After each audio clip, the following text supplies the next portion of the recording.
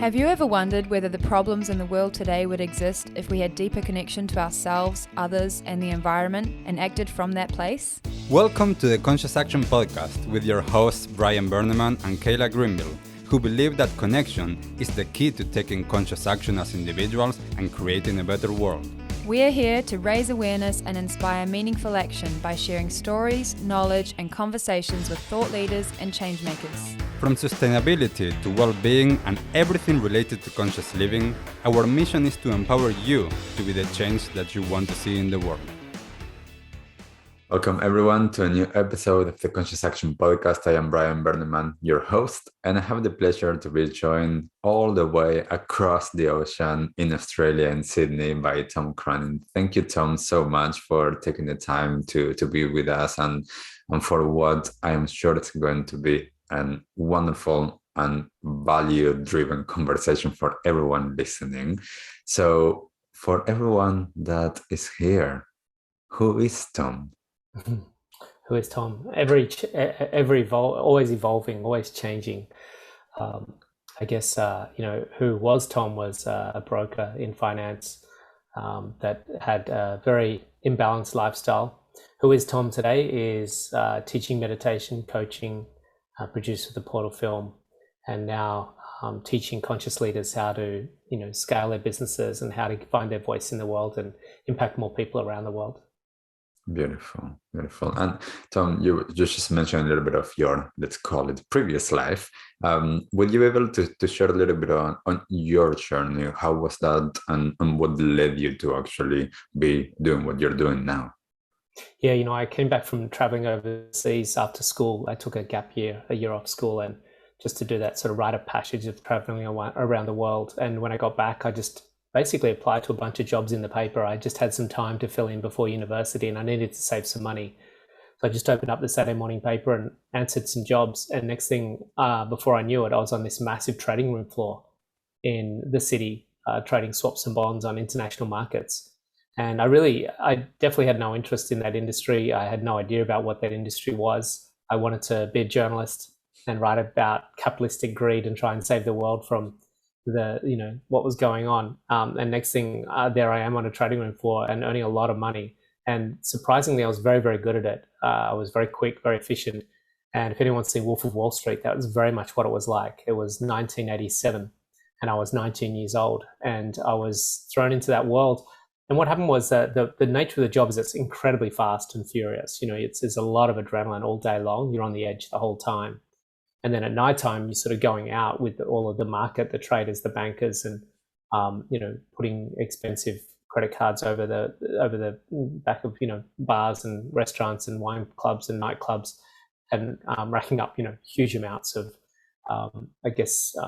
costs to try and entertain these traders and bankers. And before you know it, you're out till wee hours of the morning, and you're in that culture.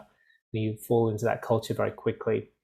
And what that led to was a lot of imbalances. I started getting a lot of anxiety, panic attacks, depression, and addictions. I won't go too much into it, but there's a lot of drugs, a lot of drinking. And, over time, my body kind of started to really show up a lot of the distaste at what I was doing.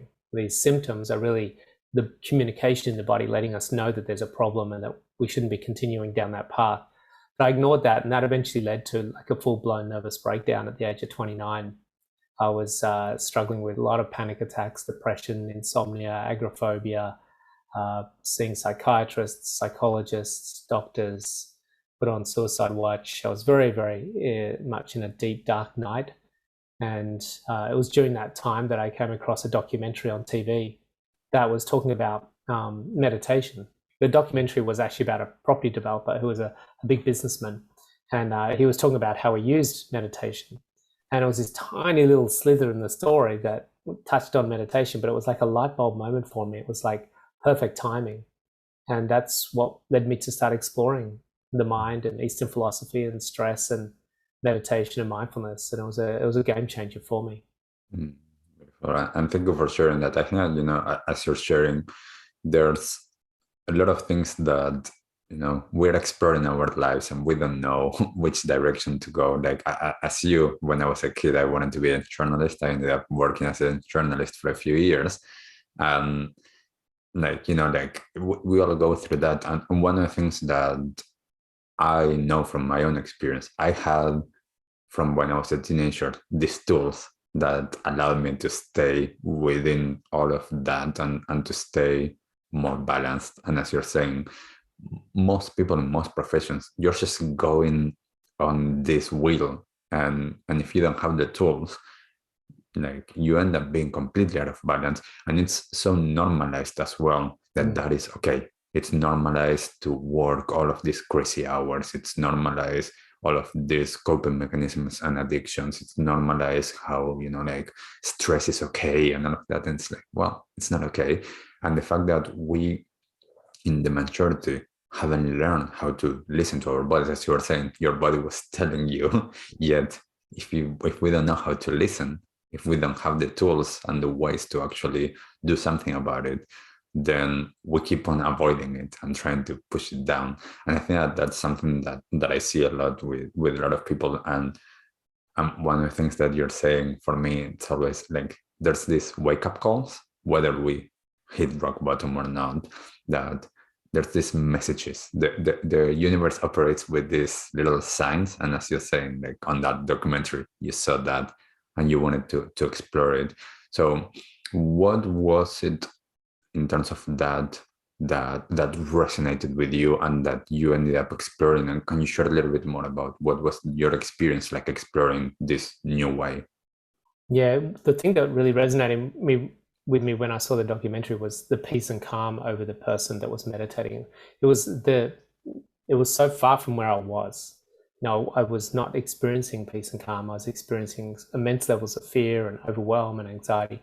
But there just looked like something there that was what I wanted. It was like this sort of carrot dangling in front of me. And when I started meditating, it was phenomenal. I started to really experience, what I felt was that everything that I'd been looking for in my addictions and all that escapism was actually what I was looking for in meditation. This peacefulness, this serenity, this sense of freedom. It was like freedom, freedom from the worries of the world and the disturbances that world was creating in me. And to find in this quietness of being, in this peaceful state of transcendence, I was doing a transcending meditation. And that's what really, I could see tangible experiential results coming from it very quickly. And so it was just a no-brainer that I'd continue working with the meditation and going down that path. Beautiful. And one of the things that I would love to know is, I know from my experience and from a lot of the people that I work with, discovering meditation or any tool that helps us to find more calm, that help us to find that stillness in our being. Sometimes that is removing ourselves from the circumstances that create the stress, for example, from work. And sometimes it doesn't. Sometimes we can actually continue doing that with this new awareness. What was the case for you with that? Yeah, it was interesting because I started to practice the meditation, and at that time I wasn't working as a broker. I was just taking leave of absence, and just was trying to recuperate and recharge. And then I found the meditation, and I recovered very quickly. And so then I went back to work, testing the water to see how I would cope in that environment. And what I found was that stress response just wasn't there as much. It started to diminish and diminish and diminish over time, where the daily demands were still there, but my response to those daily demands was very different this time. And so what I started to notice was that there was a capacity to integrate those two worlds of being a broker, being in finance, being on a trading room floor, and being optimized to my capacity, to realize my full capacity by reducing stress response. And so those two things integrate really well in our world. And this is a very new phenomenon where we're seeing these spiritual practices like plant medicines or meditation, etc., qigong and things like that, integrating into the householders of the world. And this is something that never used to happen, hundreds and thousands of years ago. So to see this all of a sudden now, finding a way that we can merge these two worlds is really, really critical, but also really exciting, because it shows that we can have better relationships, better careers, better health, better vitality, by integrating these practices and modalities into a day. And that's what I found worked for me.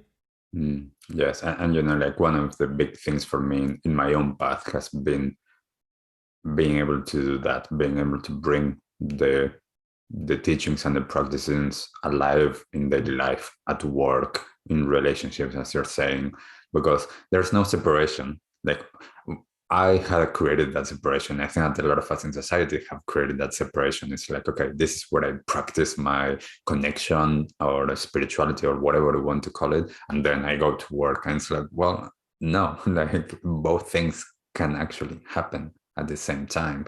And it's one of my missions is to be able to actually get people to understand that, get people to bring all of the teachings and all of this awareness and all of this openness to whatever it is that they are doing. It doesn't matter what it is. It's about how they are being whilst they are doing whatever they are doing. And sometimes what they are doing, it starts to be clear that it's out of alignment with who they want to be and what they are, and therefore they stop doing that.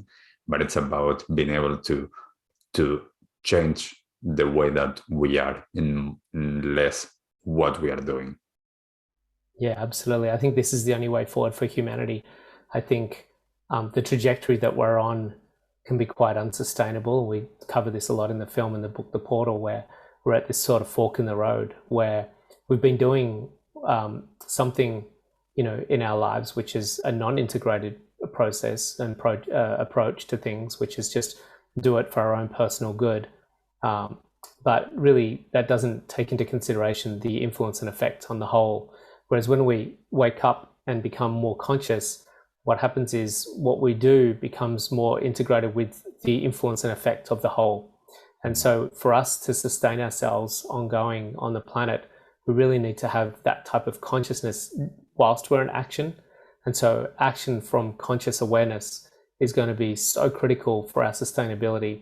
And I'm like you, I'm very motivated and inspired to see these traditions and practices get integrated so that we can be much more mindful, much more conscious whilst we're doing what we're doing. And then what we'll probably find is, as you say, some of the actions might be incongruent and misaligned with our consciousness, which is what we want to see happen. We want to see companies start to question whether there's a congruency with the state of consciousness of the people in that organization. And maybe that business might start changing and adapting their business model a little bit to be a little bit more integrative. Definitely. And I want to touch on that, but you just mentioned The Portal, the film that you were a part of creating. Can you share a little bit on how did that come about? What was the motivation to create the movie, and what is the hope that you want the movie to bring into this world? Yeah, one thing I noticed was that I was not the nicest person on the planet. I was very much, like a lot of us, quite narcissistic, trying to satisfy my own egoic desires and needs. And we tend to do that with reckless abandon, which is kind of where the world's at now. And when I started meditating, I didn't become perfect by any means, but I certainly noticed that I became better. I became a better person. I became a nicer person. I became a kinder person. And that's an ongoing process for me. I'm still got plenty to learn and grow. But I started seeing that meditation was absolutely critical for me in that development. And so if I can get more people meditating, I know by default, they'll just simply become better people, nicer people, kinder people. They don't have to try to be better and try to be nice or try to be kinder. They will simply, by default, be kinder and be better and be nicer. And so that will happen for them individually. It will happen for everything that they're creating, their companies, their businesses as well. And so my motivation was not to try and make the world a better place. My motivation was to get people meditating, because I know as a result of that, the world will be a better place.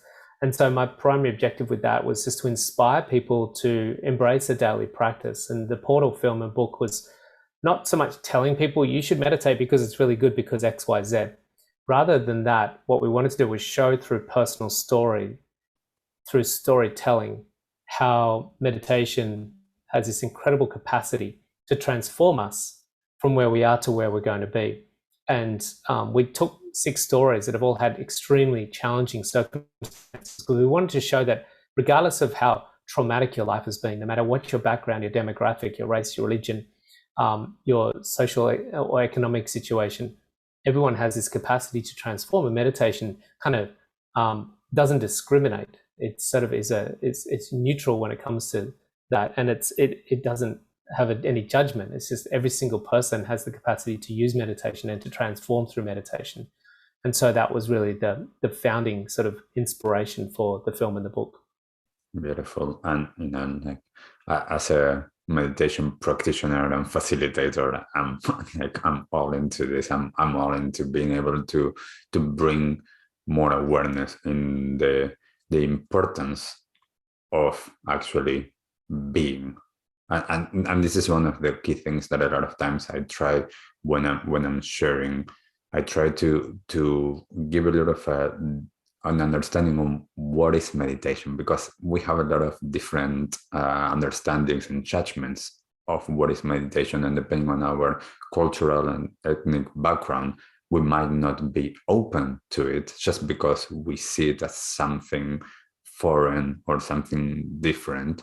And yet one of the key things that I think is so important is to be able to understand that stripping away all of that, meditation is about being. Meditation is about giving ourselves the space and the time to develop more awareness. And as you're saying, when someone meditates or creates space of connection and being present in any way that looks for them, then they can actually be more aligned with what you're saying, becoming a better version of themselves, not of anybody else. And that is because, on my own experience, we all have those qualities that we're trying to awaken already in. It's just about tapping into them.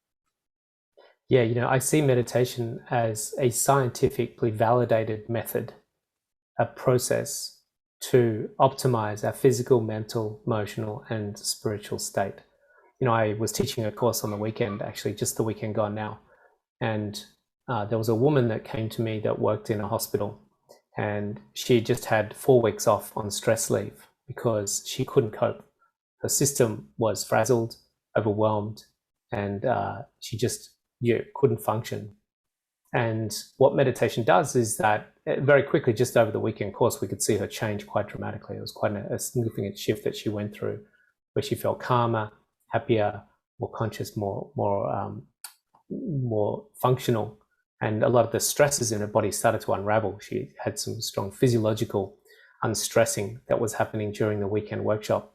And I said, that's her body releasing these anomalies and clearing out all of the stuff that she's all those imbalances and all those stresses, like you said, so that her inherent qualities and characteristics that are deep within her, the optimal state of her own being, could start to arise and come to the fore. It's just that they've been so distorted because of the imbalance and overstimulation of stress. So meditation is this beautiful, profound process that calms the mind, calms the nervous system, calms the body, activates the restoration and renovation and rejuvenation within the body that reveals and leads to an optimization of your level of existence on a physical, mental, emotional, and spiritual level. And so it's really just one of those key components to our day to bring to us the most fulfilling and experience of life. Yes. And I often think of what would the world look like if everybody in the world meditated.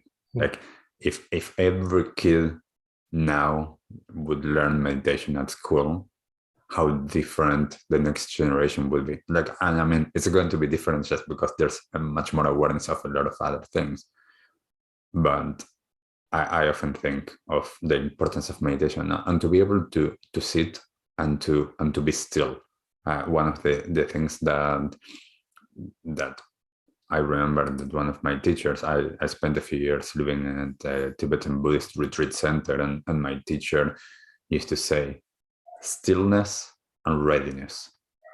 Stillness is important to be able to be with what is coming up, whether that is external or internal, and to feel and to be able to be and experience and process what's happening. And at the same time being ready, because the world actually is here and there's things to do. So integrating both things. And I always love that. And one of the things that I noticed a lot, I was teaching the other week at university, and some of the students, they couldn't stay still for more than 30 seconds. They had to either move or do something or reach out towards their phone, even though they didn't have their phones. And it's so hard. And I know that you created the Stillness Project. Can you just share a little bit about that and the importance for you in terms of stillness in this world of meditation and this modern world? Yeah, so if we think of firstly what stillness is the absence of motion. And so what we're looking at, people say, oh, walking is my meditation and swimming is my meditation. And we've got to acknowledge that they're good for you, they're beneficial, but it's not stillness. Stillness of mind and body. So stillness of mind and body. When we experience that state, we have no mental stimulation and no physical stimulation. What we find is a profound state we arrive at. And people say, walking is my meditation. So no, that's walking. And swimming is my meditation. No, that's swimming. Swimming and walking are different to meditate. You can have a meditative kind of experience, but when we get into stillness, there's something much more profound that happens there. That's when we have a stillness of mind and body. And there's two beautiful quotes. One from Oprah Winfrey, who says, "It is only from that space can you create your best work and your best life." And that space she's talking about there is stillness. And Ray Dalio, which is the world's largest hedge fund manager, manages over $180 billion worth of assets. He said in a tweet that he attributes the key ingredient to his success being his meditation practice. And so it comes back to what you really beautifully said about the readiness. It's not like we become a monk and we don't want to do anything. What we find, interestingly, when we start meditating and adding some stillness to our day, because when we're in stillness, we're not just in an empty sort of negative space. We're actually in an incredibly full and dynamic space. It's the space of pure potential. It's the space of all creative intention. It's the space of all creative potential, where basically everything that's possible emerges from that field. And now we become part of that field, which means we become incredibly creative, incredibly adaptive. And we start to find ourselves being more impelled, more compelled, more inspired to start to go into the world and create and reach our full potential. And so that's why people like Oprah Winfrey and Ray Dalio and some of the biggest organizations in the world, like your Googles and Apples, are starting to realize the importance of meditation. I'm working with Coca-Cola and Qantas and Amazon at the moment. They realize that their staff, when they're stressed and overwhelmed and overstimulated and trying so hard to be successful, it's like going against the grain. But when we can introduce meditation practices and get them into flow states, get them to open up their minds, then they become much more productive and much more successful.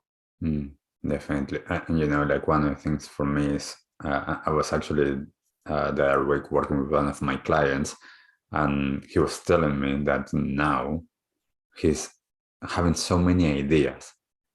And I was like, okay, let's unpack that a little bit. Let's see. And he ended up realizing, which is what you just mentioned, that as he's developing more of his open awareness to be able to tap into that space of pure potentiality, he's tapping into this world of creativity and all of these creative ideas that aren't just there for us to tap into. I always say, like, I don't get ideas. I just tap into ideas. Like that's the understanding of this co-creation with the universe and with this field of potentiality that is there for us to go into. And as you're just saying, it doesn't matter whether it is for someone like Ray Dalio, like using it for like finances or for whatever else. It's about how we can be open to whatever it is that we are wanting to receive and to tap into, and that we all have that potentiality to actually do that.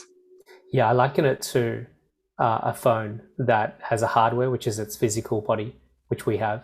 It has an operating system, which is the software, which is inside the phone. So the software is inside the phone, and that's the operating system. That's like our coded mind. And most people are like a phone that just has a software and a hardware.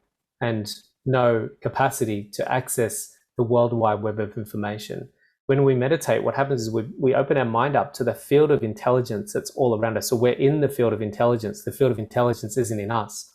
And a lot of people, trying to upgrade their mind by, reading things, podcasts, listening and regurgitating, which is fine. We can definitely update the software. When someone gets into the phone and updates the iOS and the software, then it improves itself. But it still has a finite capacity. It's only limited to what's been coded into it. And it can be recoded and it can be improved for sure. We can go to school, get educated, and we can improve the coded capabilities of the mind like we do with our phone. But when we turn on the internet, the phone now becomes accessible to the entire field of information that's around the phone. So if I'm in Bali, if I'm in Vancouver, or if I'm in Sydney, Australia, or even Antarctica, I can still access that field of intelligence that my phone is in with my phone. And so with meditation, it's kind of like opening ourselves up to that entire field of intelligence and creative possibility. And that's why we start getting these incredible impulses like, oh, I'm going to make a film. Oh, I'm going to write a book. Oh, I'm going to create a coaching program. Oh, I might go and work for this. Like we just get so many ideas. The hardest part is actually discerning and filtering down with our limited time capacity, which ones we're going to manifest. Yes, and I love that because as well, there's so much there, as you're saying, and it's about finding that which resonates with us and that it's our uniqueness. And I always like the way that one of my teachers used to speak about the universe and ourselves, and he used to say that the universe, or what many would call God, it's organizing principle, a dynamic organizing principle, and each of us, we are a unique configuration of that organizing principle, and it's dynamic, which means that we and it keeps on changing, and we are part of it, yet we have a unique approach or a unique way, and therefore each of us are going to be different, and we don't need to compare. We just need to understand that we are all co-creating, collaborating, and you're creating this film and I'm doing my work and someone else is doing their other thing. And by actually being able to understand that we're not in competition, we are actually in co-creation. And I think that's one of the most important things that I see for changing the consciousness of how we are in the world, to be able to move forward to what I see as a thriving, prosperous civilization and world, instead of the doom and gloom that I keep on seeing of what the future will look like. Yeah, I had a session with a marketing agency the other day. They wanted to, they're helping me with some Facebook ads for some of my retreats that I run. And one of the questions was, who do you see as your competition? And I'm like, that's such an old way of thinking. We look at the world in what Daniel Schmachtenberger in our film calls game A. So we have game A and game B, which are two different ways of existing in the world. In the game A world is a win-lose paradigm. It's a competitive paradigm, and it's a self-terminating paradigm, and it's a finite paradigm. Whereas game B is a co-creating paradigm. It's a win-win paradigm. And the point of the game is not to win the game. The point of the game is to play the game and how you play the game. And so, I said to the marketing agency, I said, this might be unfamiliar territory for you, but there's no competition here. There's collaboration, congregation, communication, coordination, but I don't see there's any competition. But this is the type of audience that we're looking for, if that's what you want to find out.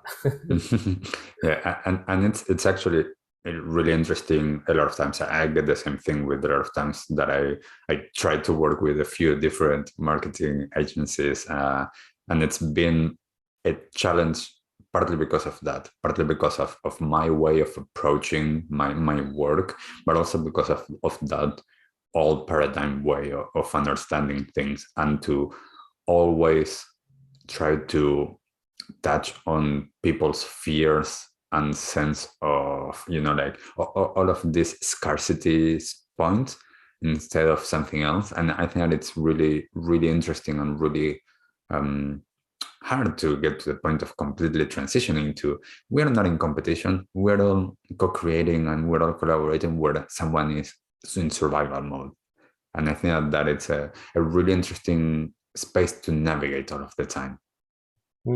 Yeah, I think this is something that slowly over time will recode the world as we get more awakened states of consciousness. And by default, when we become less individualized through our transcendent experience in meditation, what happens is, because when we go into stillness, like I said before, it's not an empty space, it's a very dynamic space. And what we access is a field, a unified field, and we actually start to, it's almost like the wave becomes the ocean and experiences its oceanic state.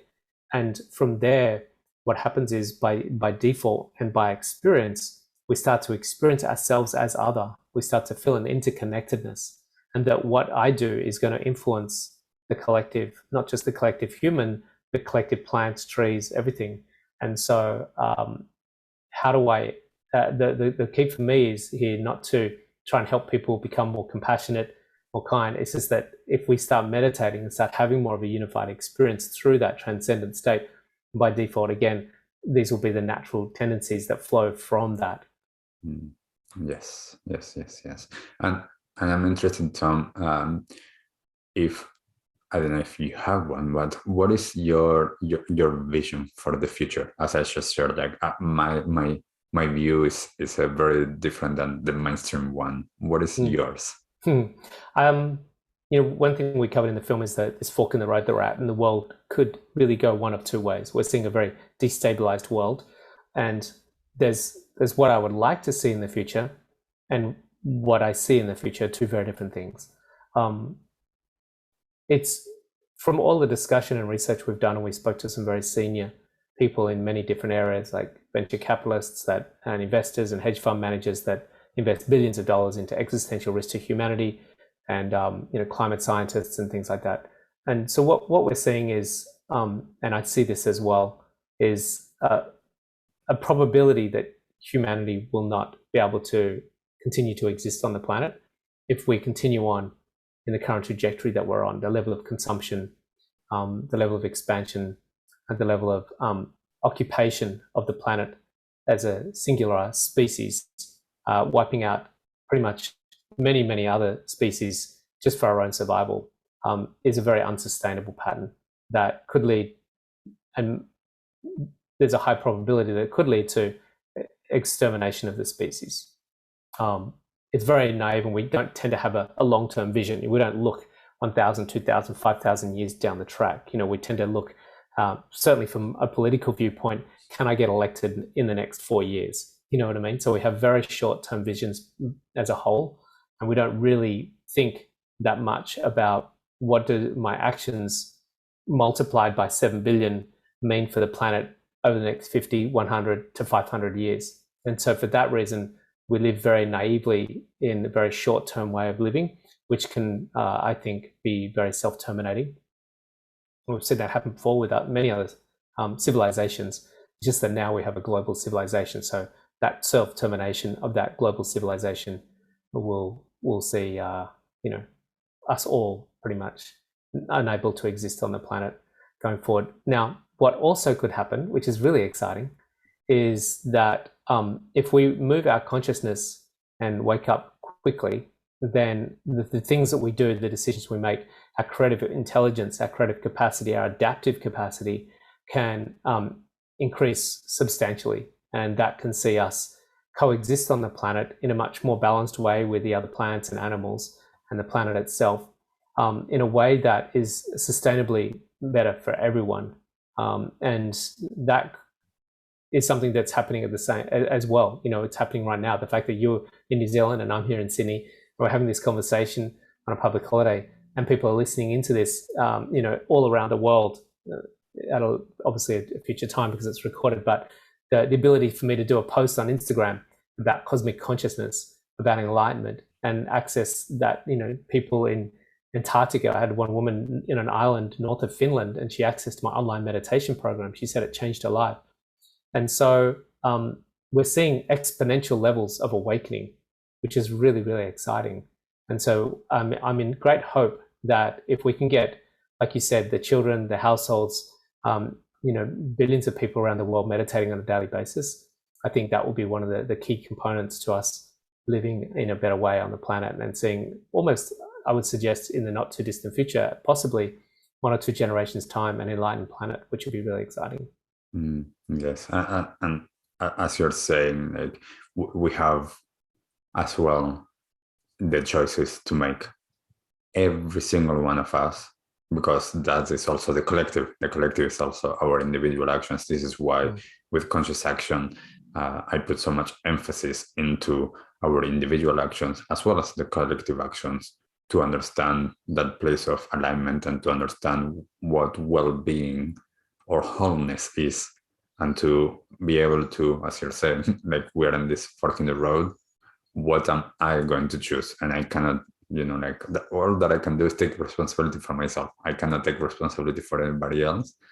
What I can do is potentially shine a light, record a podcast, like do a workshop, have my online courses. And if someone gravitates and resonates with that, wonderful. But I'm responsible for myself. And I think that is one of the things for everybody to know as well. When we are so many and we've been so separated that we don't understand as well the impact of our choices. And I'm saying this as well from a place of understanding my privilege in terms of being able to make choices and not to be in survival mode. So that always is in the background. It's like, well, not everybody at this moment can actually, decide I'm just going to buy organic food and not, the conventional supermarket food. I'm able to do that, but not everybody can. And I'm interested, Tom, as you're sharing all of this, what would be some of the tips that you can share with everyone listening and watching this, for them to, if they haven't yet started to meditate and to find that stillness, what are some of the tips that you can give them to start to be on that journey? I get asked this question a lot, and there's two ways to answer it. One is, what people would probably want to hear, which is just go onto YouTube and find a free meditation and just try and empty the mind, and put 5 minutes aside. People say, what's the shortest I can do to start meditating? How do I fit the littlest amount of time? Is it 1 minute? What I tend to find is that when we go down that path, what we tend to do is we have the practice invalidated, because we very rarely will get an experience that will signify that it's effective and beneficial. If we meditate for 5 minutes by trying to empty the mind, it's almost going to be impossible to do that, because the mind doesn't want to be empty. And secondly, we won't really notice any significant impact from that experience, and therefore there's very little chance that you'll continue to implement that on a daily basis. What I find is that when we train people through an actual proper course, a training program, and there are multiple ways to meditate, so really do some research and find one that resonates with you. There's no right or wrong. What I found when I did my research, and this is from a purely subjective viewpoint, from my own personal experience, that when I did a lot of research, I found that a lot of meditation techniques weren't giving me that dynamic experience that I could quantify and identify as something valuable to put into my day. And therefore, it was very difficult for me to feel inspired to continue to do that. But what I found when I came across one particular style, and this is, again, subjective, so there might be other techniques that people resonate with. I know not everyone resonates with the technique that I teach and practice.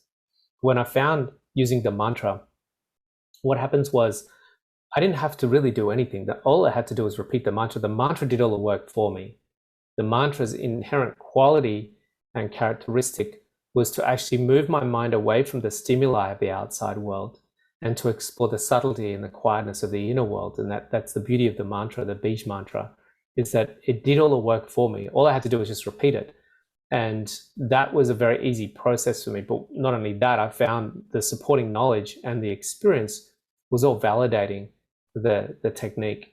And so that became mind-blowing for me, as how easy and effortless that period was. But with that meditation, what we recommend is, minimum 15, but ideally 20 minutes to sit in the meditation experience, because, we've got a lot of work to do to slow down our nervous system, to slow down our busy mind. We're feeding our mind with so much stimulation at the moment.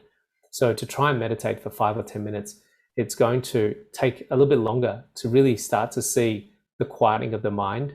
And, these days, when we get more familiar with that mantra repetition or that journey that you're going on to quieten the mind, it becomes more familiar territory for the mind, and the mind's more familiar with that journey, and it will go into that place more quickly.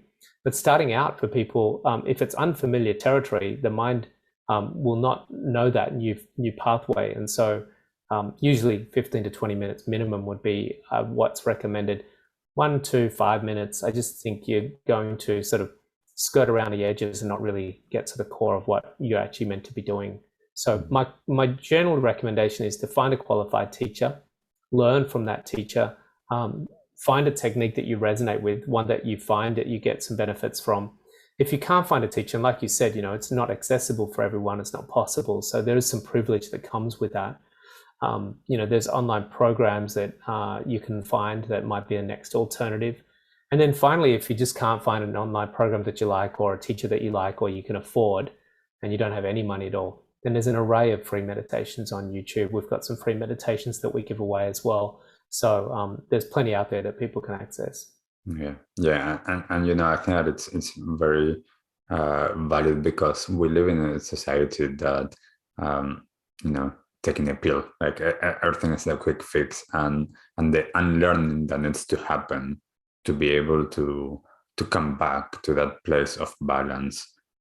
It can be like a long term. It doesn't need to be long in terms of years, but it needs some time to actually be able to tap into that. And I'm curious now that you mentioned it, because I use mantra a lot as a practice. It has been a wonderful practice for myself, and actually this is the first year that I actually started to teach it in the studio, and I wasn't sure if people would be open for that. So I'm curious to know if you're willing to share what's the mantra that actually works for you. Yeah, we use these mantras called Bij mantras. There's a certain number of Bij mantras based upon when that person's born. And this is in a Vedic tradition that we share those Bij mantras. And they're generally passed on to the student, determined by the time that they were born and how old they are. And so the nature of the Bij mantra, because the quality of that sound is to attract and charm the mind away from the gross world, which is the world outside of us, in the future, past or present, and the world of form and phenomenon.